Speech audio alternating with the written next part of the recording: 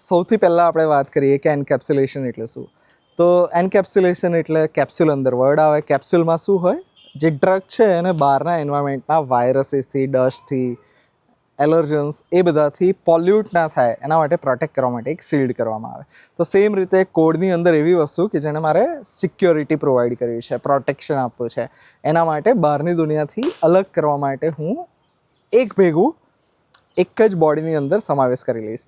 તો એ શું છે, જેમ કે યુઝર ક્લાસ. તો યુઝર ક્લાસના જેટલા બે એટ્રીબ્યુટ છે, એટલે કે એનો ફર્સ્ટ નેમ છે, લાસ્ટ નેમ છે, ઈમેલ આઈડી છે, પાસવર્ડ છે, એ અને યુઝર કઈ કઈ એક્શન્સ પરફોર્મ કરી શકે, એની મેથડ્સ એટલે કે લોગિન કરી શકે, લોગ આઉટ કરી શકે, ફોરગોટ પાસવર્ડ કરી શકે, ચેન્જ પાસવર્ડ કરી શકે, આ બધી વસ્તુ જ્યારે હું એક જ બોડીની અંદર ભેગી મતલબ એમ્બેડ કરી દઉં, સમાવી લઉં, તો એને કહેવાય એન્કેપ્સ્યુલેશન.